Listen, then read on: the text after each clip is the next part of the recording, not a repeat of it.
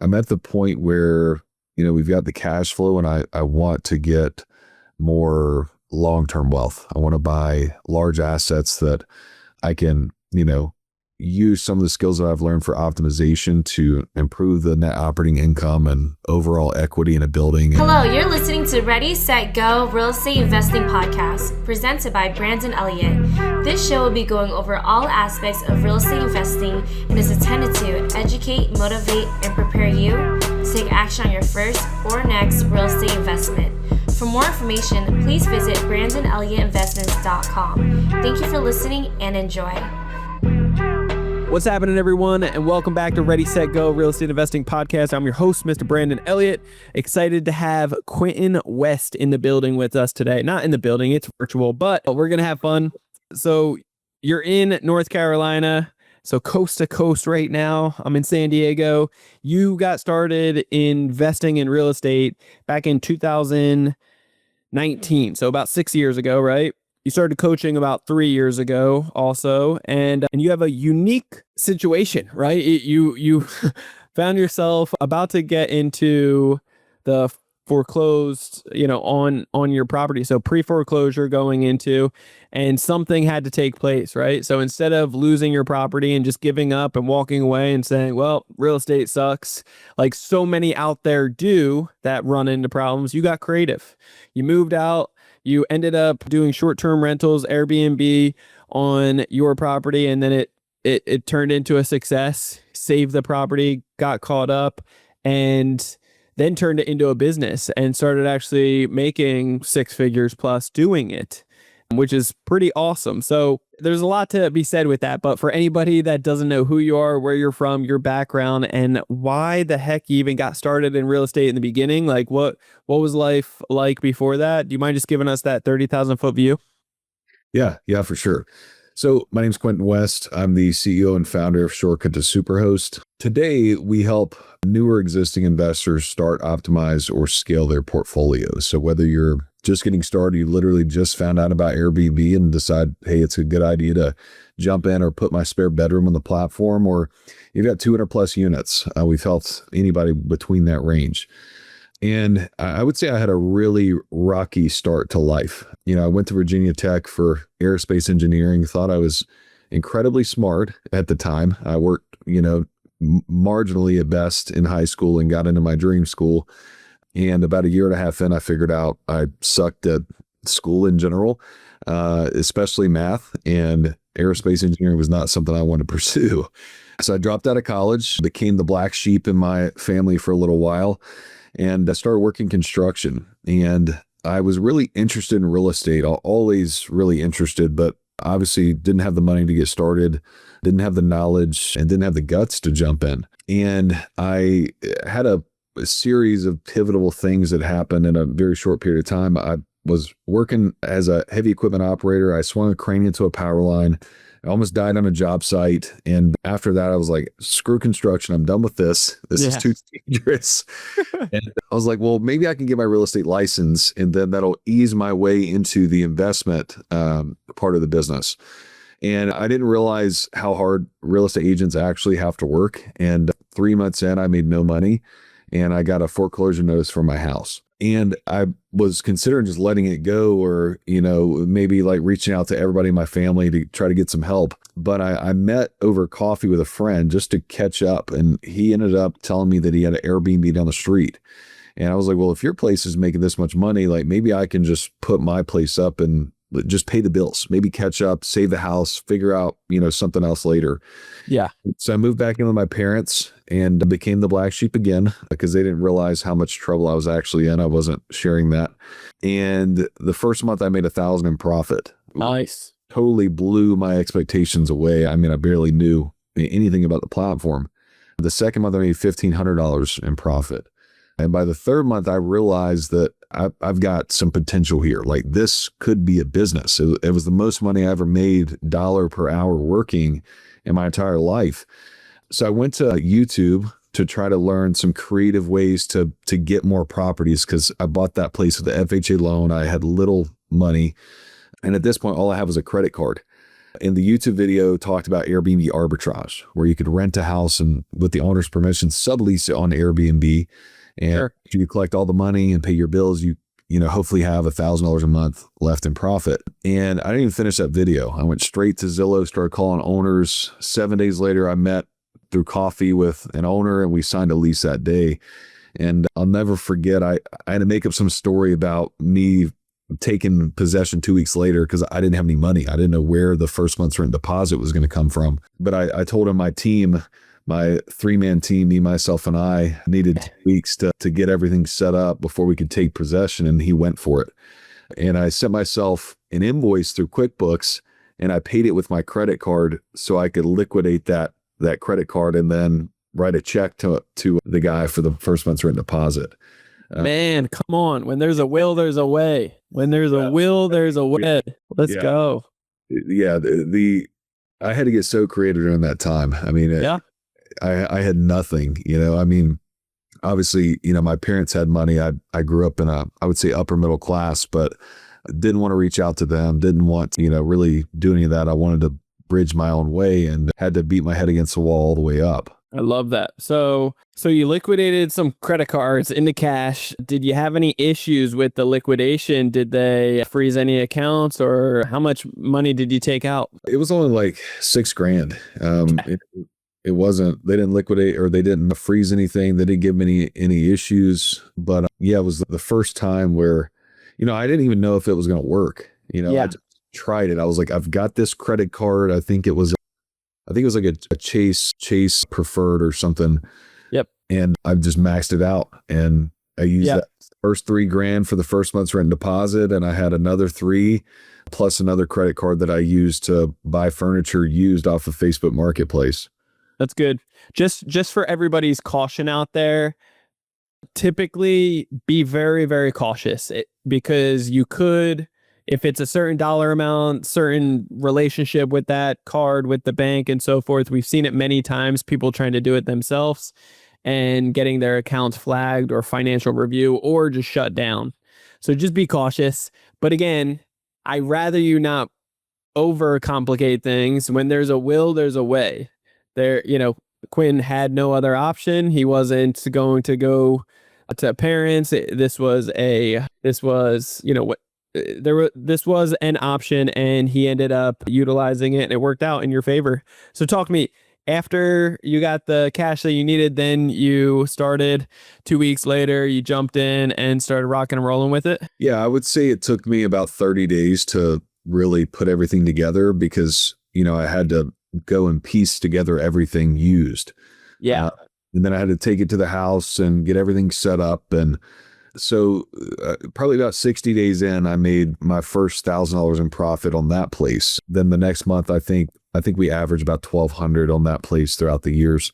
We've still got it to this day. But after I had that proof of concept, I really dove into credit stacking and learning how to build my business credit and, adding myself as an authorized user to my parents' accounts so I could, get access to more credit and things like that. And that helped me get to about 12 units in the first year. And at that point, I was cash flowing like $14,000 a month on Airbnb, continued really pushing that hard. I went through, I would say like a 6 to 12 month period where I over leveraged myself and my cash flow was just enough where I was paying my bills, did some creative things, got some of that stuff paid off. And then in 2.5 years from starting, I built it up to 47 units in 3 states. 47 units in 3 states? In 3 states. Come on. Yep. So at that point, I was making on average like $130,000 a month. And I really pushed it too hard. This is the important part that most people don't tell you is you need to know your numbers. I had properties that were losing money every month, but I didn't realize it because I was just looking at my monthly nut. Like if I was in the green, I was good and I was going to keep on doing more. Good. Yeah. Focusing on the KPIs and actually seeing it broken down per property. Because that's a real business, right? When you're actually tracking it like that versus just looking in the bank and it's like, there's more money going out than going in. That's weird. What's up with that? You don't know which one it is. Yeah, no, exactly. That was my problem. That was ultimately the downfall. If I had my account, I was setting up new units And I launched 11 all at one time in 2 states, 7 in Arizona and 4 in Texas. Sure. And I did it in July. If you know anything about Arizona, people are not traveling or vacationing to Arizona in July. I was just there a week ago, and it was 112 degrees. I was like, my God, this is like an oven. It's wild. Yeah. Yeah. Those 11 units were around 25 to 30,000 a month in rent. Yeah. So in 5 months of those, paired with the property as I was losing money on and me flying back and forth, I had a manager back home that was basically sitting at home watching Netflix while my properties just dwindled away. I went from making, 6 figures a month to borrowing quarters from my kids' piggy bank just to eat. I sold everything I owned, all my trailers, cars, guns, everything you can think of, I had to sell just to try to pay payroll and keep up with this big hole I dug myself. How many people were on payroll at that point? At that point, I would say I had close to 10. I had a full-time designer. I had a full management team. I had a couple of VAs. I had an executive assistant. Yeah. Cleaners, you name it. I had a ton of people working. Yeah. So going back to business credit, right? When there's a will, there's a way. You started figuring out like, hey, I borrowed $6,000 from my credit card to be able to make this dream turn to reality, and it started paying off and paid back, right? And so obviously you're like, moment. I did the same thing. I utilized credit to be able to buy properties and then complete the renovation with them. And so, we call it at Credit Counseling Elite, we call it a mass apply, when you're putting anywhere from 10 to 50 plus applications in the right order, and you apply for them over 30 days and get up to 90% approval odds. So talk to me, how much funding did you get, and how long of a time frame? And then what did you do with that funding right away? Was it all to just leverage and liquidate to put towards the real estate, or did you have it as some backup plans, or what was the goals with it? Were you diversifying? Yeah, no, I wasn't doing anything intelligently. Just all in. Yeah, all in, 100%. I mean, I don't think I had I think even some cards were over 100% utilization. Ooh, okay. How much did you get? I would say I got, let's just call it like 115, something around there. Okay. So nothing crazy. I mean, compared to what you can actually get.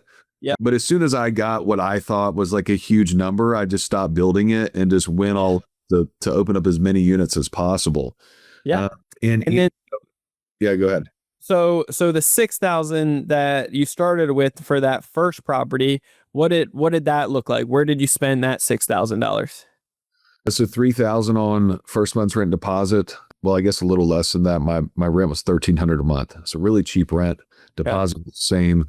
And then I spent the rest just on used furniture on Facebook Marketplace. I bought like a Craft and Barrel couch, like a $3,000 couch for $300. Nice. And really like put in the stupidest offers on as many pieces as I could, as cheap as possible. And it ended up working out really well. I mean, I think I still have to put a little bit of money into it, maybe like a couple grand that I used from my other property that was making money. And, at this point I started selling like 1 or 2 houses a month. So that helped. Oh, you were still doing the agent thing of selling property. Yeah, I had to. Okay. I mean, I wasn't making enough money to live off of. Yeah. So I think like my 4th month as an agent, I finally got my first deal, and I think it was like $2,200. Good. I'm glad you didn't give up. So many people give up, but also it's not talked about enough of like, hey, your first 6 to 12 months might be nothing. You may be just working your butt off for a very long time just to build those relationships, right? Yeah. And so it takes some time. Yeah, it does. And there were some people I would say were semi-mentors in my office, but nobody was sitting down with me and saying, hey, like, this is how you prospect. This is what a CRM is. This is how you organize your leads. Yes. So I mean, even a year in, I would say I still didn't even have like a full business, know?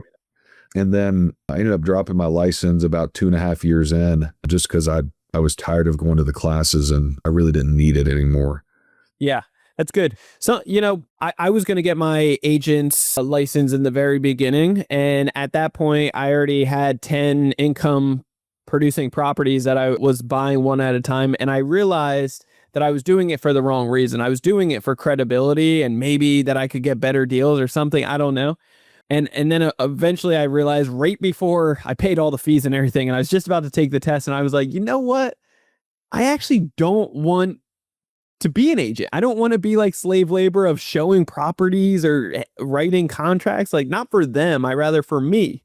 And so I realized I wanted to be an investor. And so I just stopped right then and there. And thank God I did, because like you said, it's hard work and it's a lot to really try to make something. But talk to me, going back to this property, the 6K, how long until you actually started making that money back to pay off that credit card? So, I mean, pretty much immediately I was making Cool. 1,500 in profit. Okay. So I started- 6 months or so? Yeah. I mean, I would say I waited until the very last part of that intro period to pay it Okay. off. Yeah. Yeah. And then even some when I had the 110 and I, whatever it was, and I maxed all that out, I carried that interest for probably a year because I still just, 100% all in all the time. Love it. And, sometimes you got to go slower to go farther is what I had to learn the hard way. I like that. And guys, look, if you're listening to this and you're like, hey, I want to take the same path that Brandon did or Quentin here and get some funding to be able to have a will to be able to get into real estate, right? Have an option. If you're looking to be able to do that, check out creditcounselelite.com. That's www.creditcounselelite.com. We can show you how to get up to $500,000 in new funding and show you how to do it every 6 months repeated per person with interest rates as low as 0%. So definitely have it down to a science at this point.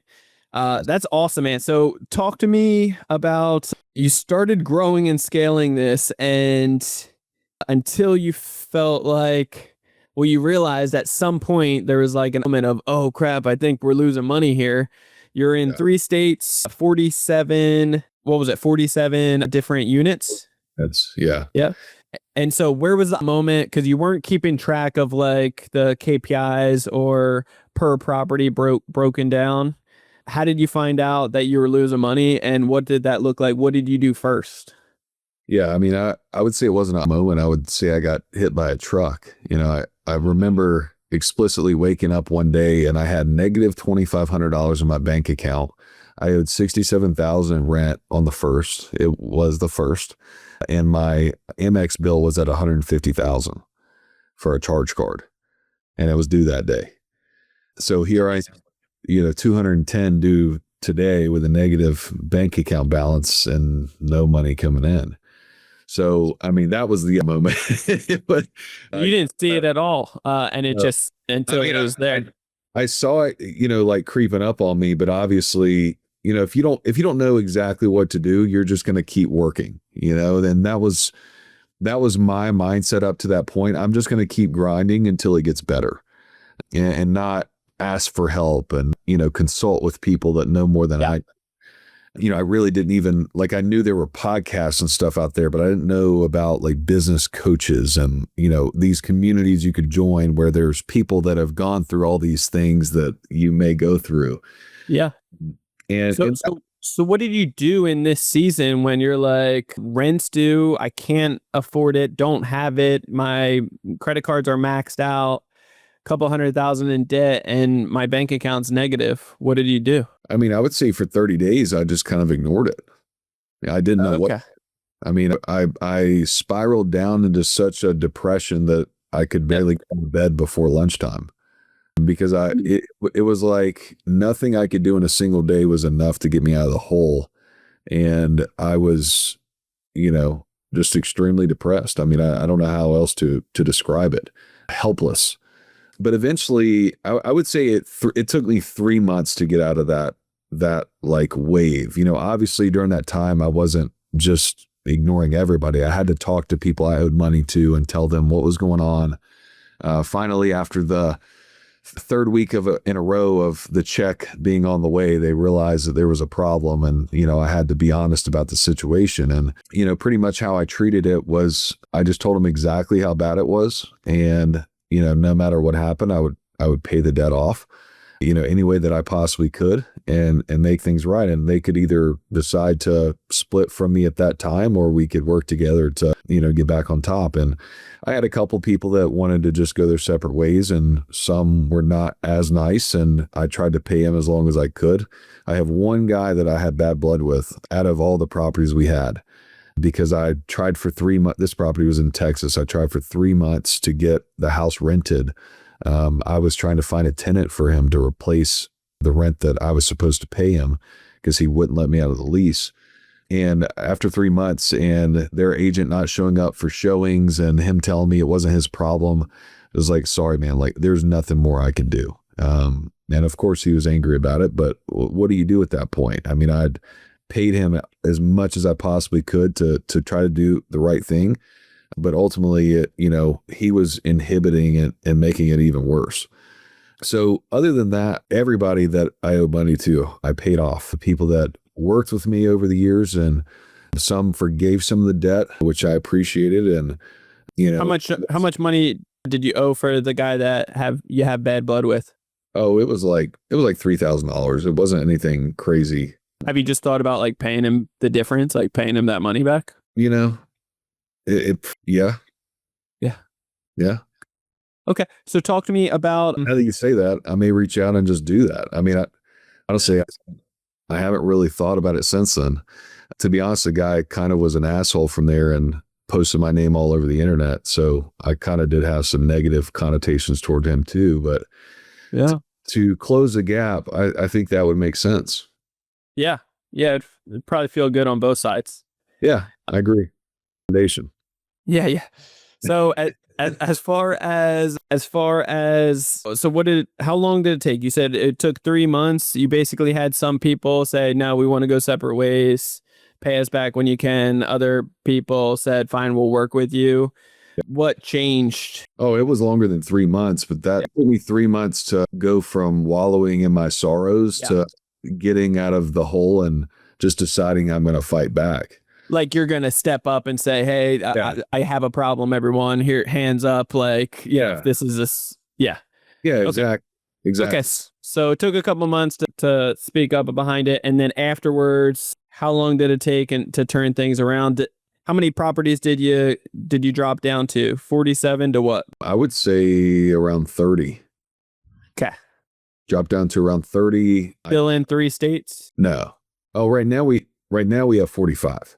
Well, 43. We just sold 2. But then I guess when you drop down, so this one state. You dropped down just to 1. Okay. Yep. So got back to just North Carolina, paid off the units in Arizona. We ended up selling I think it was like $60,000 in furniture for 20 grand, just so I could pay the leases off and get out of them. That was our deal. They let me off for the 20. And then I got back to North Carolina. I figured out all the properties that were putting holes in my bucket, basically the ones that were leaking profits. I figured that out. Just sitting down and looking at exactly how much I was making every month. It was all being rented on Airbnb, right? Airbnb and VRBO. Okay. So you can basically see which properties money's going to and so forth. You can start seeing, because they help out with a good bit of, accounting. However, the expenses, you need to look at your credit cards and the cleaner, stuff like that, maintenance. Yeah. So, I mean, that was the main problem. My books were such a mess that I would just swipe a card. Anytime any property needed something, I would just swipe a card. Yep. It's just easier. This is something that no matter how good you believe you have it, it is one of the very first things that I highly recommend. Invest in not just a good bookkeeper, somebody that's excellent. And I've been through a handful of them, so I can connect you with somebody that's legit, anybody that is listening to this.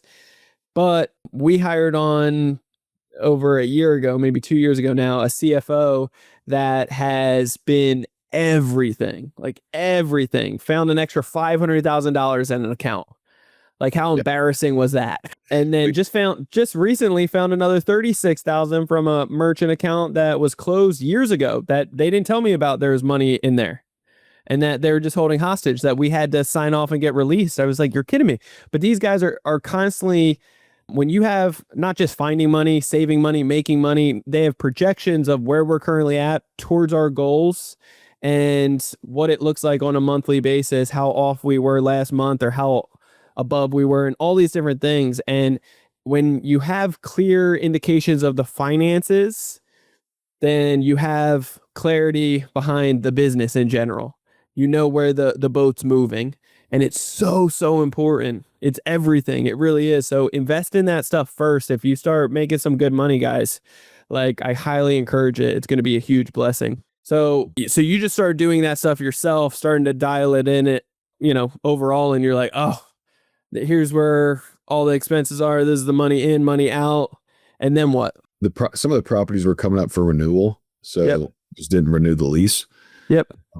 And then other ones, I had really good relationships with the owners. Some of them, I just had a conversation. It was like, look, we're not making money. If we find you another tenant, can we get out of the lease? And they're like, yeah. So we placed some tenants for some of those and they were fine with it.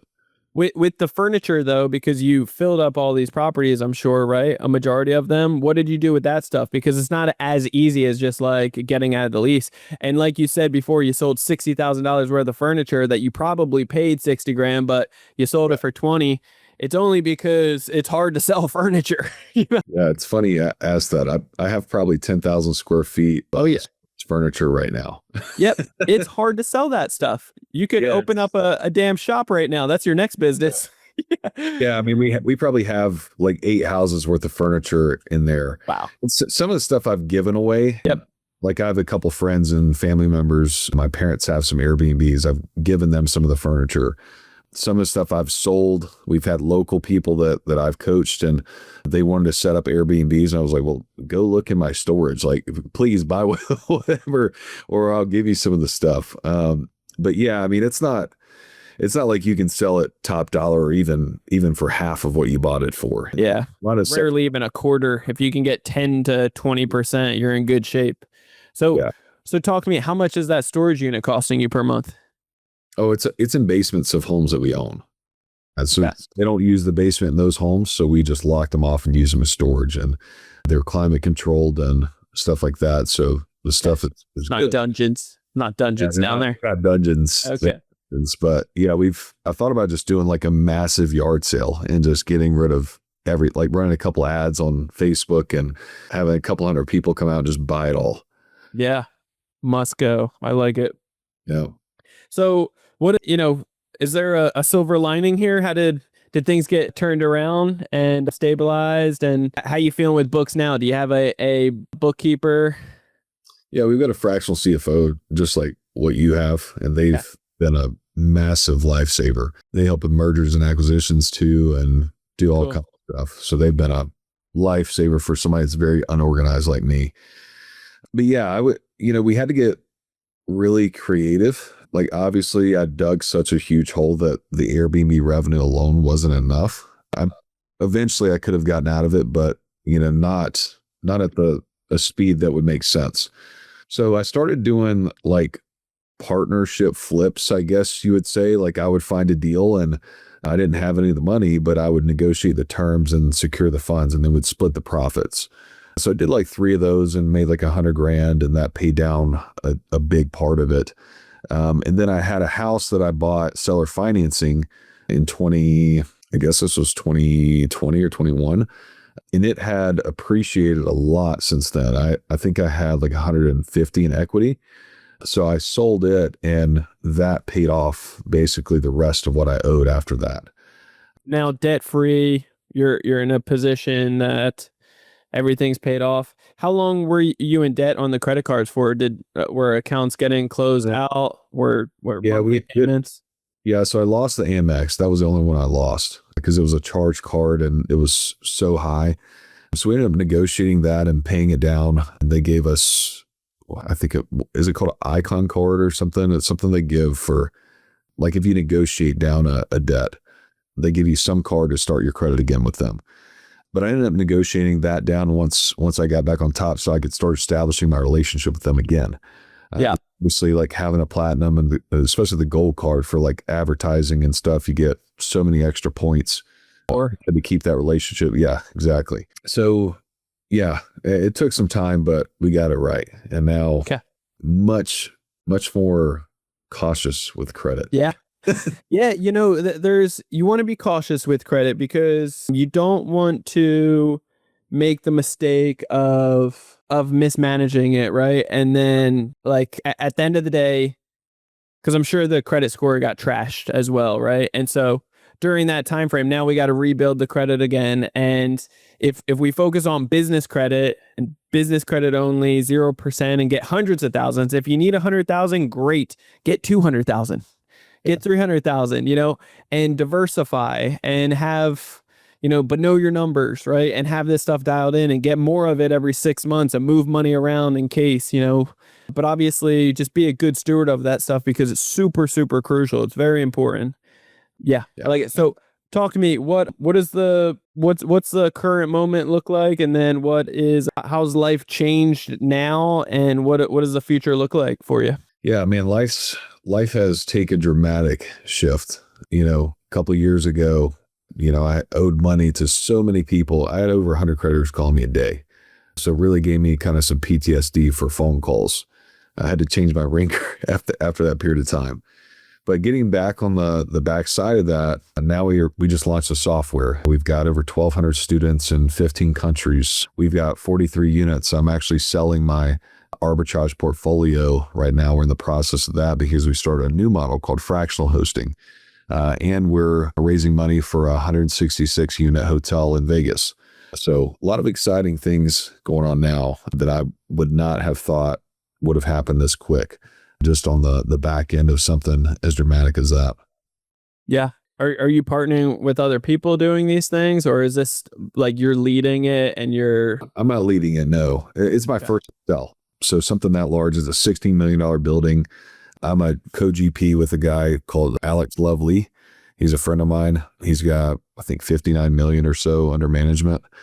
So we're taking down that deal, and we have another operator that has 13 hotels, and he's got a ton of experience managing large hotels. But that's the next step for me. I'm at the point where, we've got the cash flow, and I want to get more long-term wealth. I want to buy large assets that I can, use some of the skills that I've learned for optimization to improve the net operating income and overall equity in a building and just do bigger deals. I mean, that's been the goal all along. I wanted to buy real estate and never really have to worry about anything again. Because, cash flow is great, but if you have a hard asset sitting there that's paying you every month, even if it's a smaller payout, you stack those up and, you've got sticking power.